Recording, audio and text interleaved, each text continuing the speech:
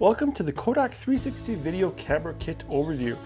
We will go over what's in the kit and how to get going with this Kodak 360 camera. So in the kit, you will open it up and you will find everything you need to use the Kodak camera. The camera itself right here, we have the charger unit, we have a USB cable that has an AC outlet. So you merely plug in the USB cable like this and plug the other end into the charger, add the battery, and then you can just charge. So that comes all together. Then there is a remote that can be used to operate the camera remotely.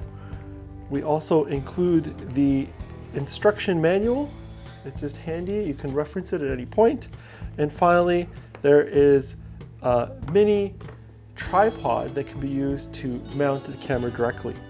And last but not least, there is a SD card converter, so you can take the micro SD card that this records with, put it in here, and then put it into your computer to offload the media with. How do we get started? So we take the camera, and you'll see it's right here. It's really simple to get going. And here you'll find that there's a lens cover cap on each side. There's a front and back. So you merely just take these off, 1 and 2.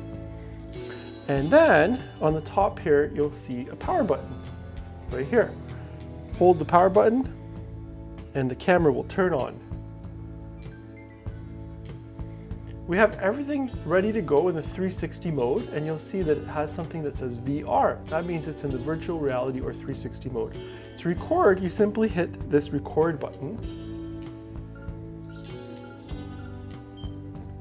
The red flashing lights mean that you are recording, and then you'll see that the counter is also moving here. To end the recording, you simply hit the record button once again, and the recording will stop.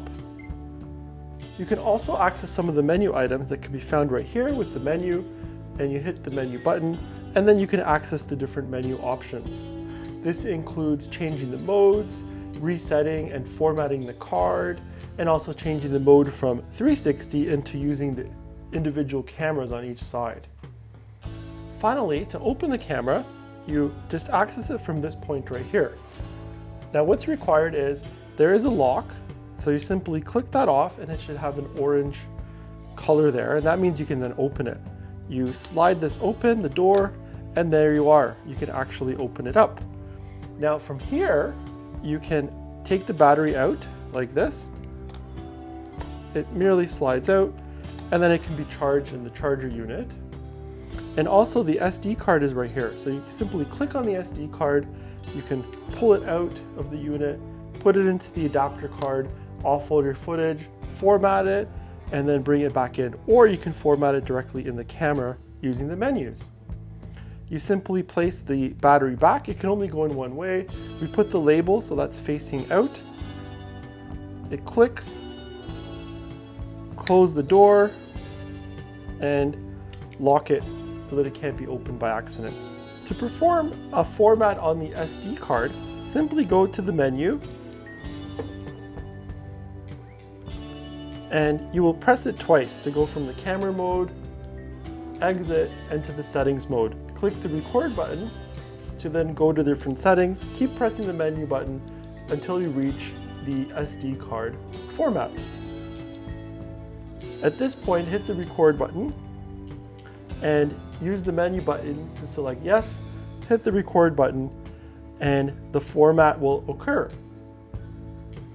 Then you can hit the menu button to proceed going forward through this menu until you reach exit. Simply hit the record button and you're back out to the main menu. To power the camera off, simply hit the power button. Put the lens caps back on, the large cap on the large lens, the smaller one on the smaller lens, and you can store it back in the case. There's also a lens cloth, so you can clean the domes off for proper lens cleaning and exposure, so there's no dust or scratches or anything. Enjoy, and once you're ready to edit 360, you can watch some of our workshop videos and use the Pix Pro app that's on the iMac systems, or you can download it for free to use on your home computer.